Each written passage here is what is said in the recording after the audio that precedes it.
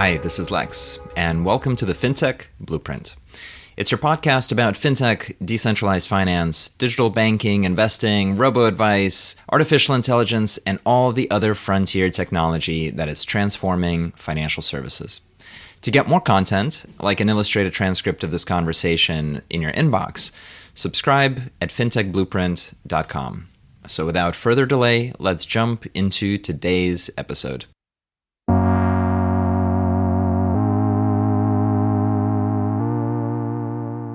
Welcome, everybody, to the podcast.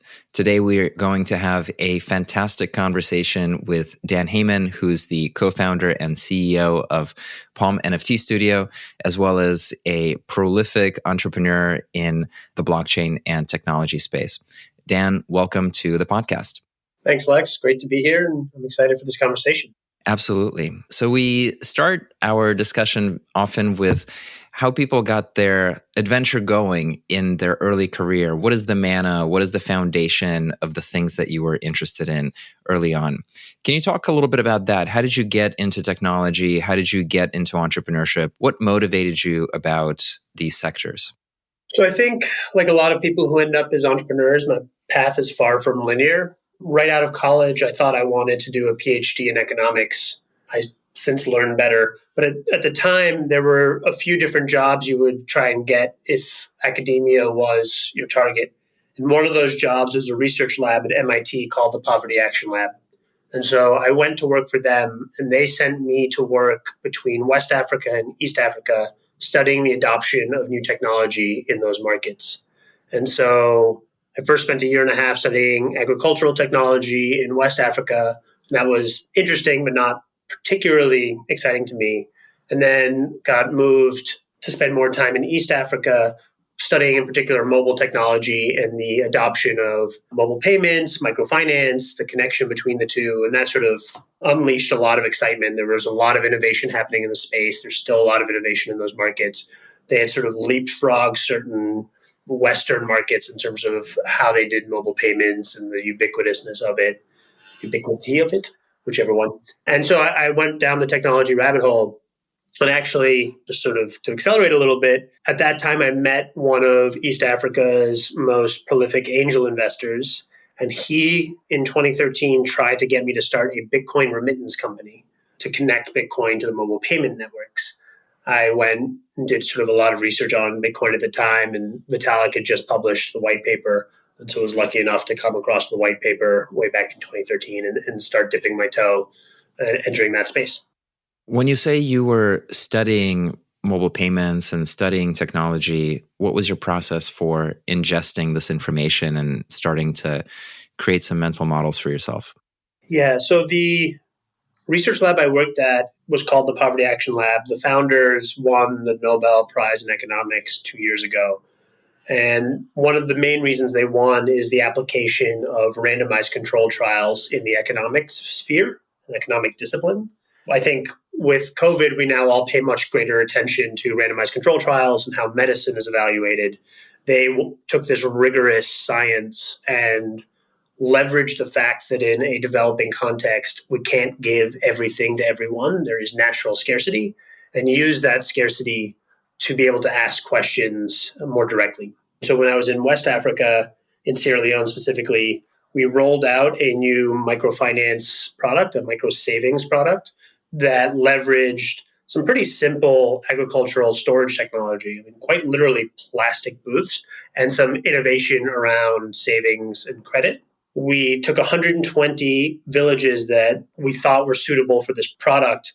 We didn't have funding to give it to everyone. So instead of hand selecting which ones got it and which ones not, we randomized which villages got it and which ones didn't. And therefore, we're able to infer a lot more causality and apply a lot more rigor to the study. And so we did a bunch of surveys, quantitative and qualitative, before, during, and after. And that study really is, for me, the most impactful one. I was convinced this product would work. It was a no-brainer. Financially, it made a lot of sense for both borrower, farmer, and bank. It was pretty risk-free in my understanding of risk. And yet, when we rolled out the product, almost no farmer took it. And the farmers that actually leveraged this product were the wealthier ones locally, not the ones in most need who we were trying to target. And it was, for me, such a great lesson in not designing things from an ivory tower, engaging more with the audience, how things at first sight aren't as they always seem. And as we unpacked the research, there were a number of reasons why farmers didn't engage with the product, but fundamentally it was a different understanding of risk and a different understanding of the local market economy. Those lessons for me were, maybe obvious in hindsight to some, but pretty startling to me, and led me deeper into, when I got to East Africa, what is it about these products that work? How do we get them to stick? Why do they resonate in the local context? And that's also part of what I find so fascinating about technology generally. It's often not the best technology that wins. It's often not the best funded product that wins. It's the one that fits the context of the user, their purchasing pattern, their behavior, their loyalty, and their emotions. That's the nut I love cracking. That can be a really expensive lesson to internalize. And it sounds like you did that early on. For a lot of people right now, research is, how many Twitter threads they can consume, which doesn't necessarily equate with how do people behave and why they behave and so on. So, okay, early Bitcoin remittance idea. How did that go? So I went down that rabbit hole. I ended up passing on the business opportunity mostly because I wasn't ready to commit 5+ years to living in Nairobi at the time. I didn't love Nairobi as a city. There were other cities in Africa I probably would have considered, other markets I'd been in, but Nairobi wasn't for me. And thank goodness for everyone, because the lady they found to be CEO of that business, Elizabeth Rossiello, went on to make it a really successful business. It was originally called BitPesa. They recently changed their name. I forget exactly what their new name is, but it was very successfully remitting to first East Africa, and then they moved their headquarters to Nigeria. Yeah, we actually had her on a podcast as well. She's totally fantastic. Yeah, and wildly more qualified than I would have been.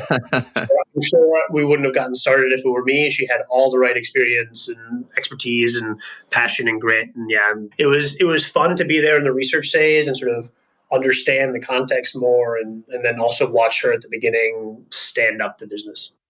So how did you transition then to the next set of roles, which were very much in the co-founder and kind of CXO skill set?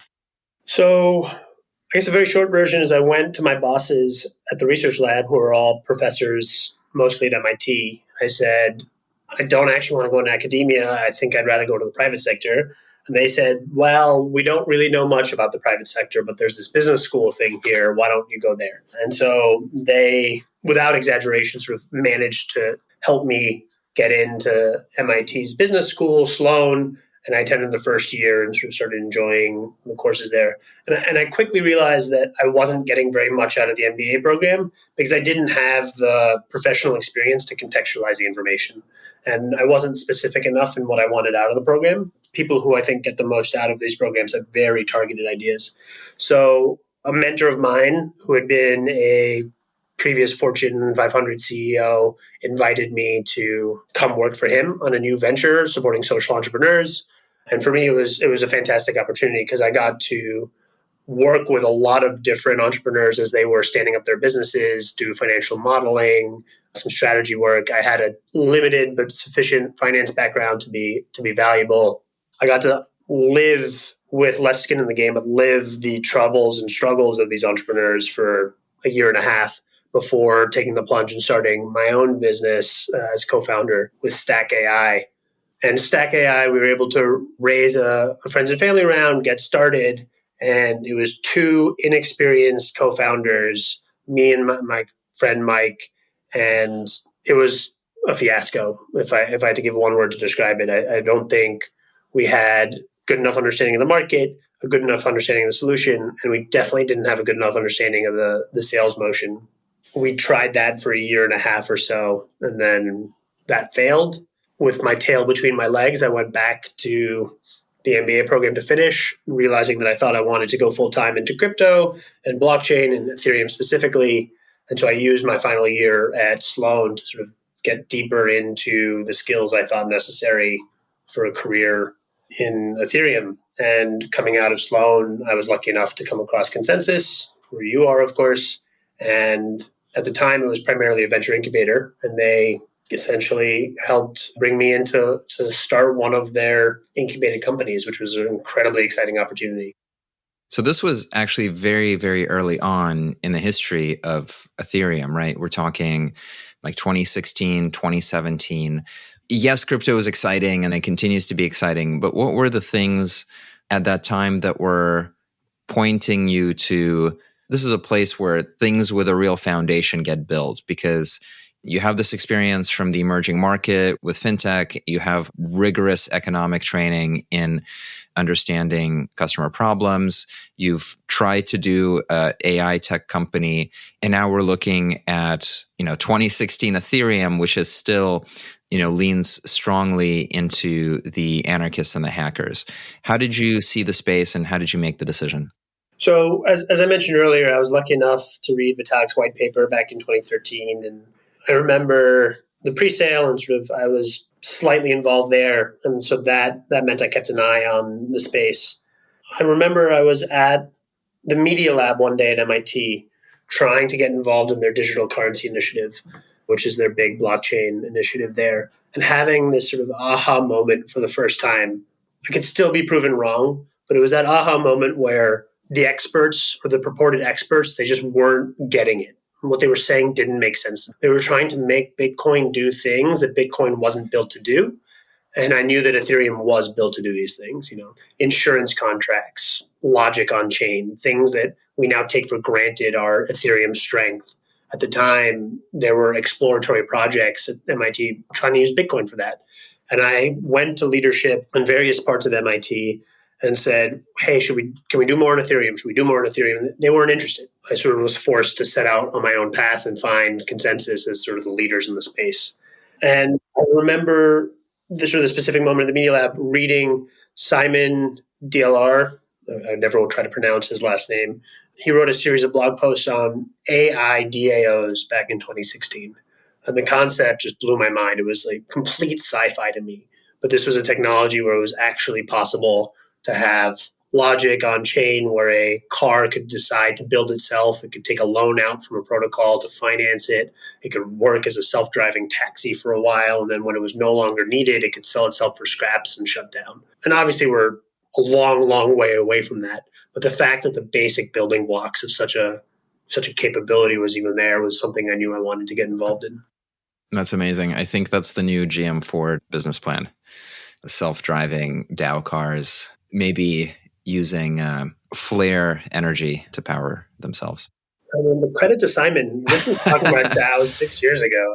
I know. Yeah, I actually came across some of his writing as well. And at the time, I was obsessed with neural nets making visual art. And this idea that humans rendering things in some particular painterly style seemed like meaningless in 2014, 2015, once you started getting Google to hallucinate visual styles into deep style and deep dream and so on. And so I was obsessed with this idea and also came across Simon's writings where he predicted, I think accurately, given that now we have these things around, predicted, DAO art collectives that are able to manufacture their own art and sell them as NFTs and then use the proceeds to kind of self-maintain. And I think we'll probably touch on that topic in a couple of minutes coming up. So, okay, as you joined ConsenSys, can you talk a little bit about the project that you joined to run and what that was like? Yeah, absolutely. So when I was talking to ConsenSys, they were considering me for two different projects to sort of come in and help lead them. The one I ended up being chosen for, right? And I say chosen for very explicitly. I didn't choose it. I got lucky that I was chosen for it, and it turned out to be an incredibly interesting and exciting place to be. It was called PegaSys, which stood for Protocol Engineering Groups and Systems. And the core idea at the time was to create an Ethereum client that ConsenSys could control the roadmap of, something that was configurable, modular, and could iterate so that we could both do more innovation and R&D on the main net and build a client that was more customizable for enterprise deployments, specifically around enterprise finance and private chains. We were able to grow a protocol engineering team from 2 people to about 70 people. I think at our peak, it's probably still north of 60 today, with a really large R&D function. We have one of the first and one of the top in clients for ETH2. We have a leading client for ETH1, and we have the leading enterprise Ethereum client as well that has something like 30 to 40% of enterprise blockchains running on it. And so for me, it was incredibly rewarding because it was this combination of deeply technical work. I had to get much, much smarter on the technology, more involved in technology than I ever thought I would get, while also having to simplify all the technical complexities to be able to convince enterprises and other use cases that it was worth engaging with us versus some of the other alternatives that are out there. So this was the age of Hyperledger, private permission chains, Quorum, which of course is part of this team today, R3, Ripple, all of during this period, there was a bifurcation or at least some sort of positioning dialectic in the market between private chains for enterprise because of the requirements of compliance and privacy and so on, performance, and then, the public Ethereum, which is the decentralized internet of value. Can you talk a little bit about your personal journey through these distinctions? Like, are they real? Did they matter? What did you learn by having to navigate these two things conceptually? First off, our entire pitch was that while they might be distinct today, they may not be distinct in the future. We were pretty convinced that the two worlds would merge, but we weren't ready to sell that to banks. We were just selling them the optionality that they might converge. So we said, why don't you build your private chain on the same software that runs public chain so that in the future, if you need to interact with that public chain in some way, you'll have that flexibility and you'll have that optionality and you won't be boxing yourself in. And that was the pitch that we had that made our software successful. I mean, obviously, it wasn't just a pitch. It was a product design choice and something we built in the software and something that, in some sense, added complexity to our development processes. We had a vision of Ethereum as the sort of future store of value and store of logic and connectivity across a lot of these permission chains that we couldn't directly sell to our customers. And so we were having to meet the enterprises where they were comfortable, which is, here's a private chain, your lawyers won't freak out because it's never touching mainnet, it's yours, but oh, by the way, in the future we can bridge assets or we can deploy the same smart contracts on mainnet because it's the same EVM that runs and all these options. What is an enterprise? What does that even really mean? Like, how do you wrap your head about this target market? I had never done enterprise software before. Fortunately, there were some very skilled people at ConsenSys who have, but this was a big learning, which is enterprises are very different across size and risk profile and innovation budgets. And within them, talking to the right stakeholder versus the wrong stakeholder is everything. And so getting to the right decision maker and figuring that out is everything. So we saw 2 groups of people reach out to us or engage with us meaningfully. The biggest group by far was innovation labs at these large institutions. And those were almost always a waste of time because they were less practical people without much of a budget and almost without the mandate to take things from ideation into actual production software. And we weren't interested in sort of science projects. We wanted to build real production software that drove value.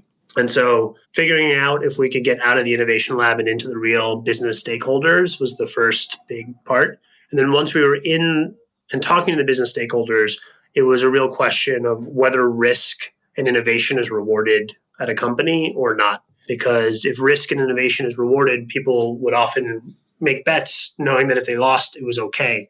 But at some companies, particularly banks, we would do a lot of work, and then at the last minute, the key stakeholder wouldn't sign off because if it didn't go right, that could mean their job. And why would they bet their job on some fanciful innovation? They would let someone else go first.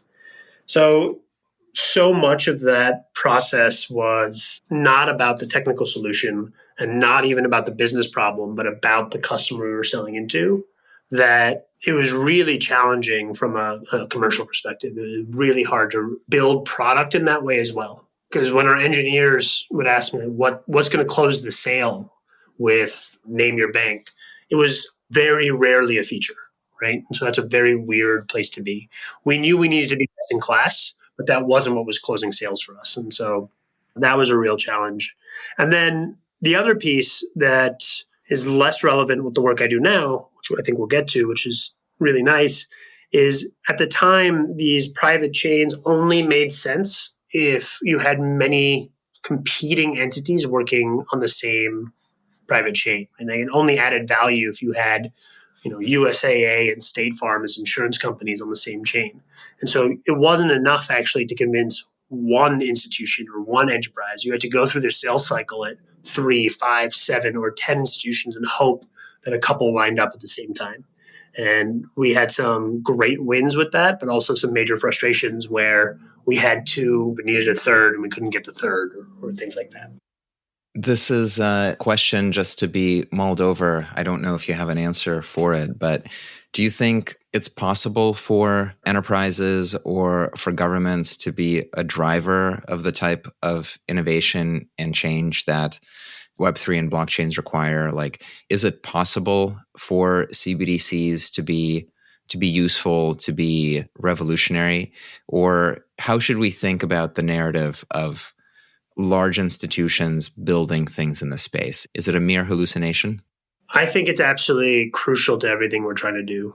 And I don't know if that's the case for governments and financial institutions. I still am a little bit wary of their involvement in the space, though some great innovations have come from them.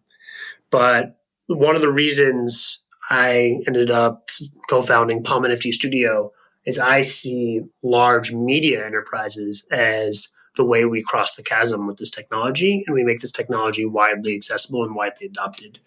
These companies have consumers, fans, and buyers who are eager for their content to be delivered in a different way, in a more meaningful way, in a more engaging way. And when they do so, they will bring hundreds of thousands, then millions, and then hopefully hundreds of millions of people into our space. And that is what we need to really take on and accelerate the goals of Web3 that I think we all are working towards. I see media enterprises as crucial to this narrative. I appreciate your smooth transition to Palm, which is perfect. So let's talk about Palm. There is the Palm Network. There is the NFT studio. There is a DAO and a foundation being stood up. Can you orient us a little bit about what Palm is and its purpose? And then we'll double click on the other parts. Absolutely. So Palm was announced end of March last year. And I think it was announced a month after we started working on it. So it's a 14-month-old concept, which is kind of crazy in retrospect. But it came from the seed that a lot of the protocol level work that we had done at PegaSys, which then became the protocol engineering group at ConsenSys, it got subsumed by ConsenSys. All that work could solve something like 80 to 90% of the problems that people were having with NFTs in the Ethereum ecosystem. And so the pitch was that a few parties should get together and found a sidechain, now called the Palm Network, that was optimized for NFT usage, NFT creation, NFT consumption, and also optimized for the characteristics that would attract creators to a sidechain. I can double click on that in a minute. And then we would stand up Palm NFT Studio as a commercial entity to help creators, small and large, launch their projects on the Palm Network. And so we soft launched the Palm Network about a year ago now. It's been running. It has over 1 million wallets active on the network, which is pretty wild given how little sort of noise and hay you hear about the network. These numbers are larger than many of the louder networks. It has, I think, a couple million NFTs on it. It has fairly low transaction numbers because NFTs don't move as frequently as fungible assets. So there's no DeFi on the network at the moment, and there's none of these things. So the transaction numbers are fairly low. But people, particularly large media companies, are coming to the space and coming to the Palm Network because it's scalable, it's built on reliable software, it's really cheap to transact, and at the moment it's actually free to transact. and it's sustainable. From day one, environmental sustainability was a key part of our architecture and a key part of our story, and that's really resonated. And then to now, because of the success of the Palm Network, we've realized, we being the community, that we need a foundation to help steward it, and also a DAO to help steward the future. So if we're up to us, we do everything via a DAO from day one and nothing in a foundation. I think we're not quite there yet in terms of the maturity of DAOs, DAO tooling, DAO systems. So we're launching a DAO called the Palm Creator Collective to help work with creators and creative technologists to bring their NFT projects to the Palm Network. And we're launching a foundation that will help administer the tokens and run the governance processes and a lot of other elements. We are hiring a head of foundation. I think it's a particularly compelling role for those interested at the intersections of real deep technology and NFTs, media, and art. I think it's actually an incredibly exciting role. And then taking a step from that, the Palm NFT Studio, the company, has sort of been going from one exciting project to the next. And next week, April 26th, we'll be going live with a Batman cowl NFT project, which we see as pretty groundbreaking in the way large media franchises and sort of entertainment worlds engage with this technology to bring their fans more into the forefront and sort of give their fans more ownership in the collectibles, but also in the storytelling and in the world and the identities available. Happy to talk endlessly about that, but I don't want to turn into a sales call just about Batman. We are definitely going to talk about Batman. I also want to talk about the currency. But before we get to the NFT projects themselves, can you talk about what you're learning about the relationship between a labs entity or a studio entity, a DAO, a collective community, and a foundation? This triangle, right? You see it in other networks as well, where the project will have been built by a centralized company, and you can take any example you want, from Shapeshift to Balancer to ENS to lots of others. And then there are different approaches that people take to decentralizing that entity. Some splinter it into many independent teams and functions that are kind of loosely aligned. Some just transition the whole thing to a DAO by giving a token supply back and retaining some for the founders. Others, especially at the protocol level, usually stand up a foundation to have a large token treasury to then go and fund and attract and build community and ecosystem for the protocol. Obviously the example of the Bored Apes and their fungible token and their foundation and their DAO, sort of, these things are in the air right now. And not only is it uncertain how the components work, but it's uncertain how the meta components connect to each other and intersect. What are the ways that you're thinking about this? I think one thing that I want to call out that I think is interesting and maybe unique about our situation is it's not one corporate entity that's standing up the foundation. It's a number of entities and sort of the burgeoning community that is setting up the foundation and the DAO. So ConsenSys is an active player in this network. Henny is an active player, Nifties.com, Candy Digital, NFT Pro, Portion, and then a number of other sort of service technology providers like Covalent and MoonPay and Wire are all involved in varying degrees in this process. And so even Palm NFT Studio bears the Palm Network name. We share the name. We're far from the only stakeholder. In fact, we're not even maybe the major stakeholder driving this in some way. Palm NFT Studio doesn't run any nodes on the Palm Network at the moment, though we play a really active role in the community. And so from our perspective, we need a foundation because we need one entity solely responsible for the adoption of the technology and therefore the further development of the technology. And they can coordinate with the community and coordinate with various stakeholders, but we need one entity at the end of the day that's responsible for that. And that's the core logic behind having a foundation. Their mechanism for doing so will, as you say, largely be grants to technical teams, grants to projects, and so forth. But that's their mission. The DAO is there because over time we want more and more of the responsibility to be run by the community through a unified organization and through a decentralized process to have that same level of ownership that a foundation today currently has. And so that'll be a gradual process. In the beginning, it'll be largely driven through this creator collective and sort of supporting creators and the creative process. And I have this dream that the Palm Creator Collective can one day be the single most important entity in inspiring and supporting up and coming artists in the world. I think that would be that's an incredible mission to work towards and something everyone is aligned and working towards. And having that collective take on more and more responsibility over time as best practices are established, tooling is available, and the community knows how to engage with it will be the point. Palm NFT Studio will sort of continue to support and be active stakeholders in the Palm Creator Collective. We will apply probably to have a board seat at the foundation. Who knows if we'll be accepted? It's not our decision. And we will continue to be good custodians of the network and supporters of the network because we believe in it. And we see the value it brings to our commercial business and the value it brings to the projects we work with. Let's talk about the art itself. What was the very first drop that launched the network? Can you talk about the subject matter, like where it came from, and then some of the mechanisms involved? As you recall from my story so far, 13, 14 months ago now, I've been deep protocol engineering for 4 years, doing work with enterprises on permission chain, helping lead and support an R&D team that was doing stuff on ETH2 and roll-ups and sort of really in the weeds stuff.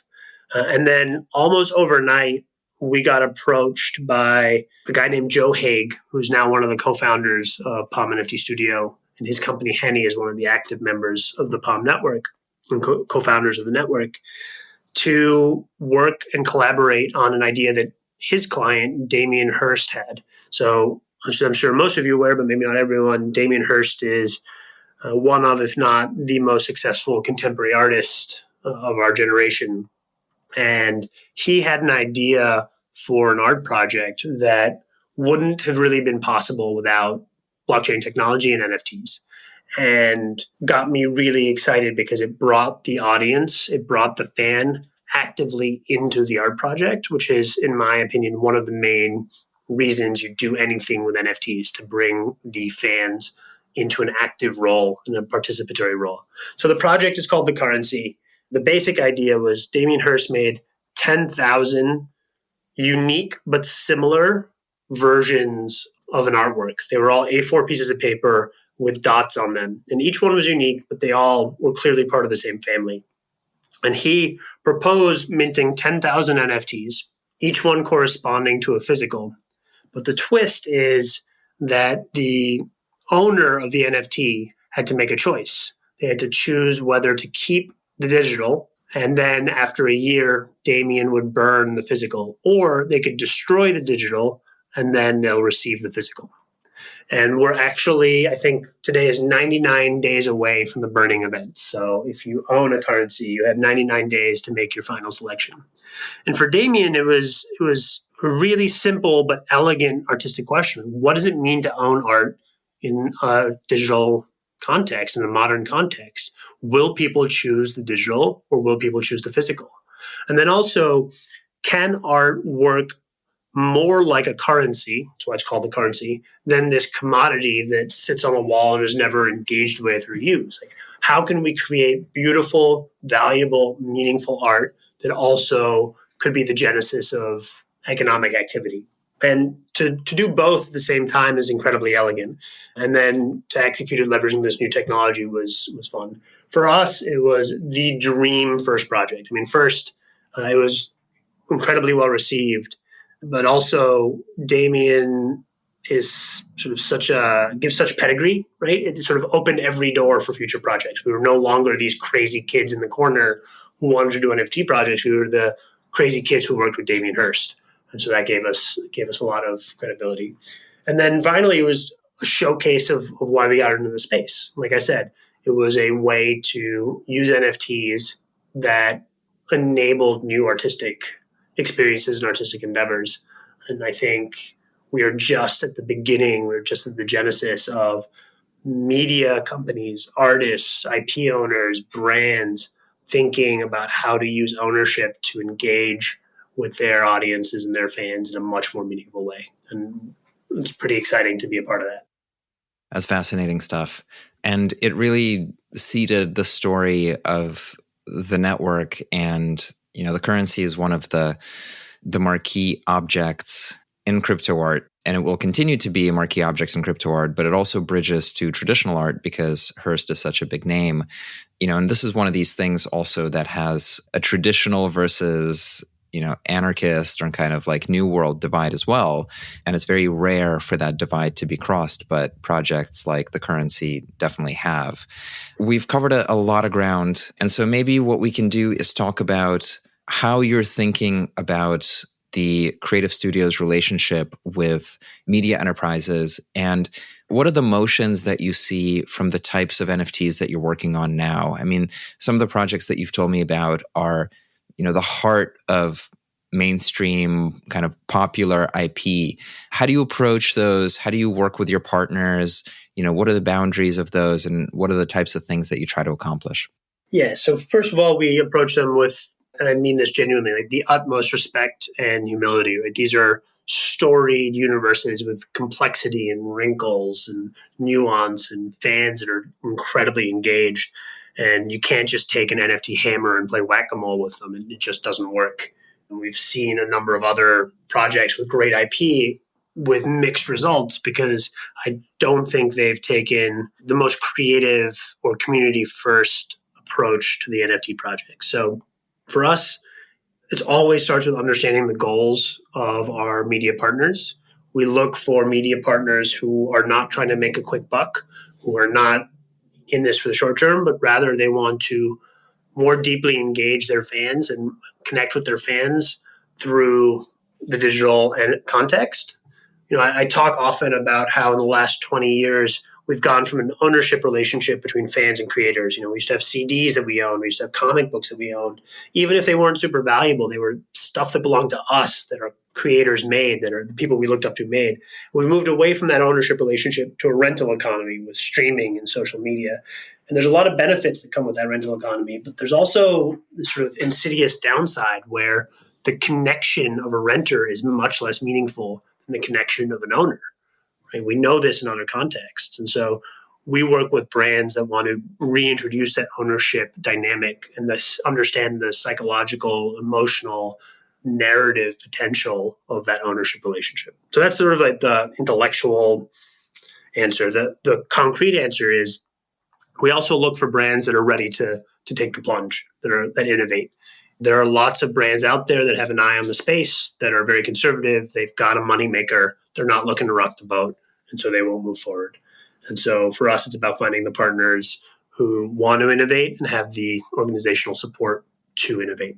And the project we're doing next week with Batman and DC Comics is a perfect example of a company and a franchise that's always been at the forefront of technology. I mean, DC Comics has a storied history of being the first to use technology in a few different ways.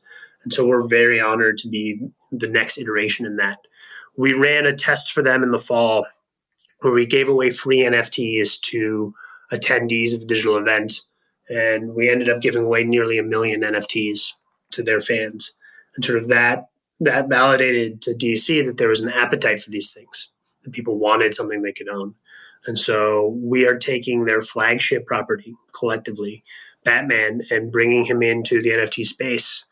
Jim Lee, who's the chief creative officer and sort of the creative force behind Batman today, he was the driver of this project. It's creatively a DC Comics project. It's not us coming in and sort of taking this from them.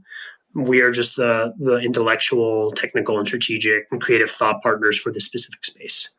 And so what they've done with Batman is they started with the question, what would it mean if everyone could be their own superhero? What would it mean if anyone could have their own mask? And so we've created a collection that's designed for Batman fans. It's not designed for the NFT audience, where we will have generative masks. They're called bat cowls. And there's 2 billion potential combinations of the traits that make these cowls, and 200,000 of them will be minted. And everyone will be able to own their own mask and sort of become their own superhero in their own way. And there are sort of really fun things, some small, some big, that are part of that. So yesterday, Snapchat released a filter where you can superimpose your mask on you. And right now, everyone can go check it out. There's sort of 10 sample masks out there that you can use in the filter. But when the masks are actually generated, you will be the only person who can get the filter for the cowl you own. And that's like one example of a number of ways that DC Comics is sort of really making sure that this becomes about fans feeling ownership and connectivity and identity associated with the masks. And it's the first step into a pretty long plan that DC Comics has to go more and more towards NFTs and digital ownership. What a fascinating look under the hood. I'm really excited about this NFT drop. I saw in some of the promotional material, I think they're probably Easter eggs for lovers of the Batman property. And based on the track record of the studio so far, I'm sure it's going to be a fantastic success. Dan, thank you so much for taking the time today to join us. If our listeners want to learn more about you or the network or the studio, where should they go? Palm.io is the best place to go. If they're interested in working for us, there's a careers page, or they can email careers@palm.io. We're hiring top to bottom. If you're a creator or an IP owner or a brand, you can just email Dan@palm.io, and we'll be happy to talk to you about how we can work with your projects in the NFT space. And yeah, I'm available on socials as you would predict, though not on Instagram because I've never been on there. The rest of them, you can find me. I'll see you on TikTok. It's not on that one either. I forgot about that one.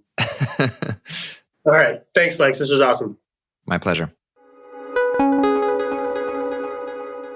Hi, everyone. That's it for this week's episode of the FinTech Blueprint. For more technical deep dives into all things fintech and decentralized finance, check out fintechblueprint.com and grab a free subscription to the newsletter. This is Lex, and I'll see you next time.